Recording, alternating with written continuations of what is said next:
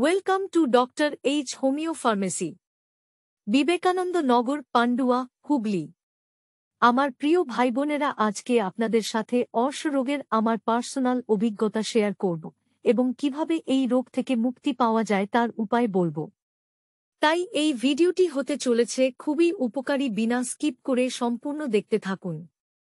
Piles বা অর্শ, এটা এক প্রকার ধাতুগত পীড়া। মলদ্বারের ভেতরে বা বাইরের চারপাশের শিরাগুলো ফুলে মটরদানা কিংবা আঙ্গুরের মতো কিংবা ছাগলের মাটের মতো ছোট ছোট টিউমার হলে তাকে অর্শ বা হেমোরেড বলে।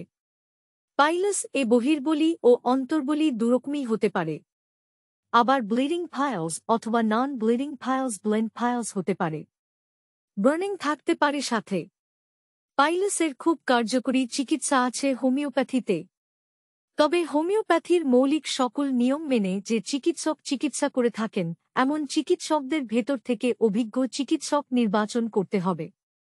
সাধারণত লক্ষণ সাদৃশ্য অনুযায়ী একক ও শক্তিকৃত হোমিও ঔষধ ব্যবহার করে পাইলসের চিকিৎসায় কার্যকরী ফল লাভ করা যায়। ক্রনিক রোগে এভাবে চিকিৎসা করা হয়ে থাকে।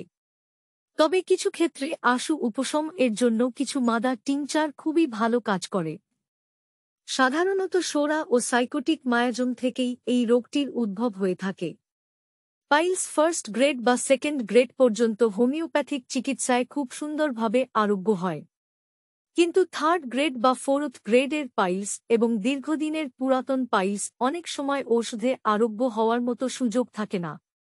তখন প্রয়োজন হলে অবশ্যই কোন ভালো সার্জনের থেকে সার্জারি করে নিতে হবে।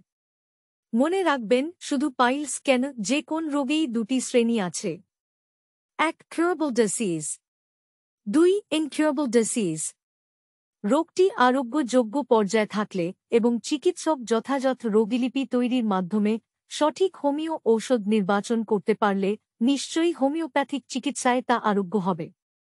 এই ধরনের আরও ভিডিও পেতে হলে আপনারা হ্যাপি লাইফ হেলথ ইউটিউব চ্যানেলটিকে সাবস্ক্রাইব করুন। ধন্যবাদ, আবার দেখা হবে পরের ভিডিওয়। ততদিন আপনি ভালো থাকবেন।